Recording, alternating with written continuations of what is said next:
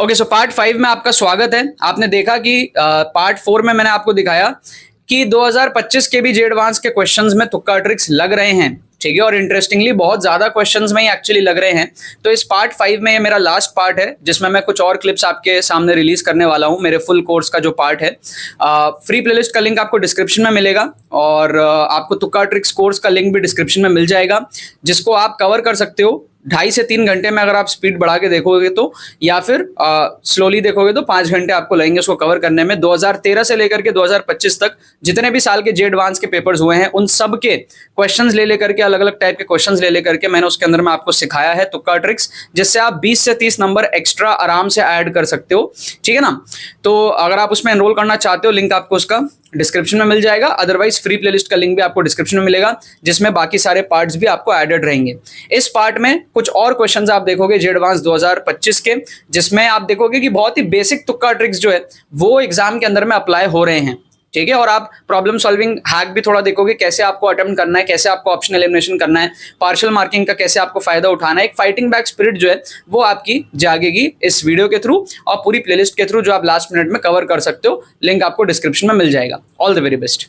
अब जैसे केमिस्ट्री के इस क्वेश्चन को आप देखो, बहुत ही बेसिक तुक्का ट्रिक यहाँ पे लग जाएगा। एक्स और वाई पूछ रहा है। अब एक्स में आप देखोगे N2 आपको 2 बार दिया है, राइट।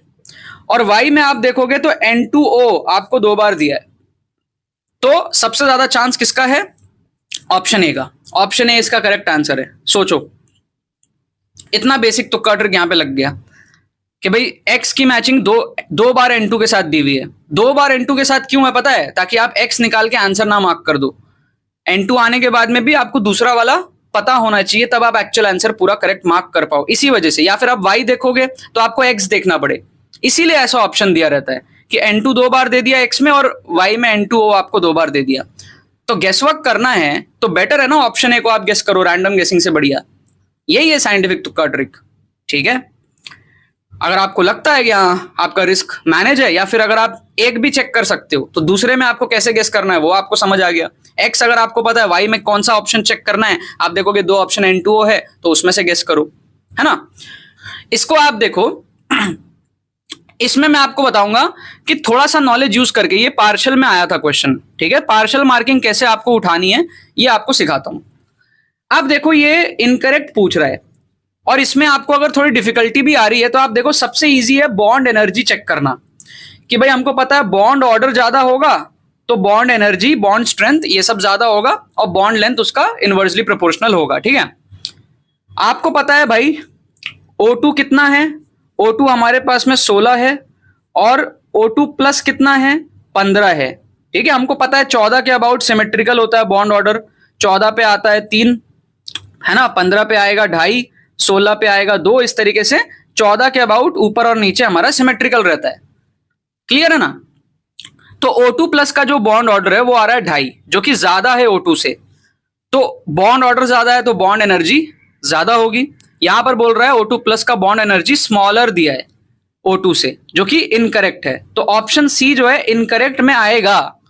तो आपको पार्शियल मार्किंग उठाना है तो खाली ऑप्शन सी आप मार्क कर लो, कुछ नहीं तो आपको 1 नंबर तो यहां पे मिल जाएंगे, ठीक है। जेईई एडवांस में बैठ के आपको अगर कम नॉलेज है, आप टीचर का मुंह थोड़ी ताकोगे, इन्विजिलेटर का फाइट मारोगे ना, तो 1-1 नंबर ऐसे आपको बटोरने हैं, ठीक है, स्मार्टली। यहां पर मैं नहीं कहूंगा आपको कि आप इसके साथ और कुछ मार्क करो, क्योंकि फिर -2 था इसमें, -2 के फिर रिस्क बढ़ जाएंगे। तो 1 नंबर आप यहां से खाली बटोर लो।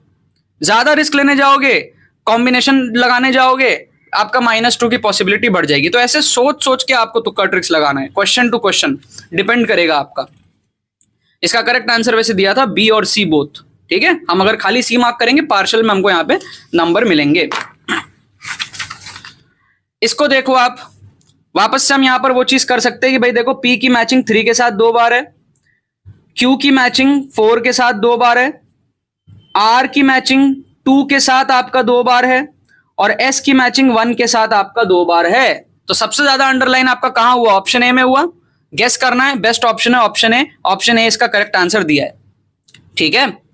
ट्राई करना है आपको जो भी आप चेक कर सको। अगर आप PQRS में से 1-2 भी चेक करोगे तो आपके लिए और आसानी होगी इंटेलिजेंट गेसिंग करना, वो चीज आपको ट्राई करना है, ठीक है। अपना नॉलेज को तुक्का ट्रिक्स के साथ कंबाइन करना है, तब जाके आपके अच्छे मार्क्स आएंगे, राइट।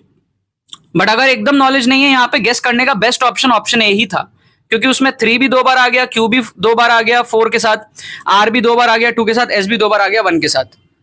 तो ऐसे ऑप्शंस जान के बनते हैं ताकि आपको सारे चेक करने पड़े, ठीक है, और हम उसी चीज का फायदा उठाएंगे इंटेलिजेंट गेसिंग में, राइट हो गया।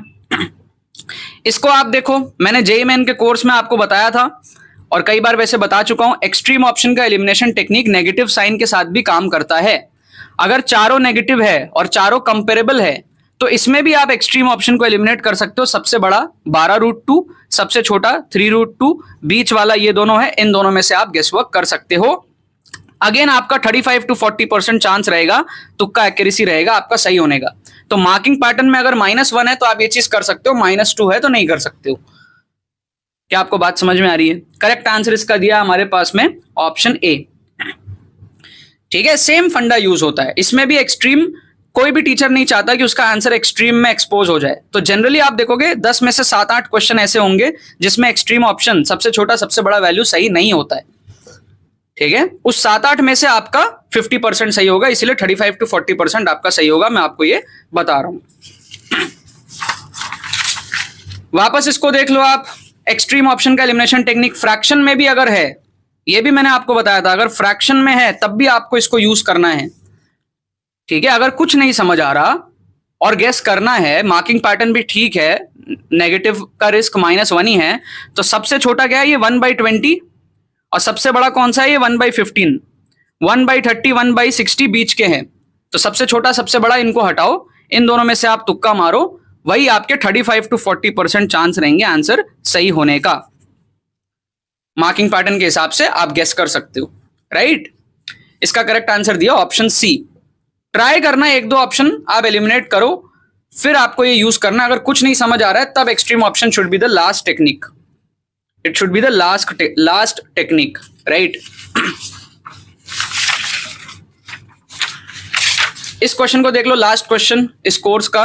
रेसिप्रोकल अगर आपको कभी दिखता है, ये भी मैंने आपको बताया था, ठीक है। जेईई मेन के कोर्स जिन स्टूडेंट्स ने पहले से फॉलो करे उनको ये सारे रूल्स पहले से पता है, और मैं जेईई मेन जो स्टूडेंट्स मेरे को पहले से फॉलो करते हैं उन्हीं को रेकमेंड करता हूं जे एडवांस के कोर्स में एनरोल करने के लिए, ठीक है। बट फिर भी मैं आपको यहाँ पे इंटेलिजेंट गेसिंग techniques through out the course बता दिया हूँ। ये सब मैं ऐसे एकदम रूल बता नहीं सकता कि एडवांस में काम करता ही है ठीक है, क्योंकि ये सब मेंस फोकस ज्यादा रहते हैं रूल्स, एडवांस में भी करता है but that should be the last option. यहाँ रेसिप्रोकल के 2 ऑप्शन है, ठीक है, ये दोनों रेसिप्रोकल है, √5/2, √2/5, तो इन दोनों में आपको गेस वर्क करना है, ठीक है। चांसेस आपके ज्यादा होंगे सही होने के। करेक्ट आंसर इसका दिया ऑप्शन सी।